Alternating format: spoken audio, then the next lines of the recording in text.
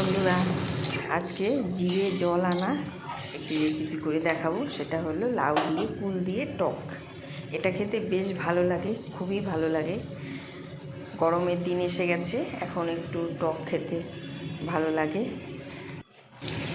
প্রথমে লাউটাকে আমি একটু পাতলা পাতলা করে কেটে নিয়েছি আর কুলগুলো দিয়ে নিয়েছি। সর্ষে ফোড়ন দিয়ে বসিয়েছি। লাউটা সেদ্ধ হয়ে গেলে আমি কুলগুলো দিয়ে দিলাম। এবার আমি চিনি দিয়ে দিচ্ছি আর সামান্য লবণ দিতে হবে। সামান্য হলুদ দিয়েছি, একদম সিম্পল, বেশি কিছু দিতে হয় না।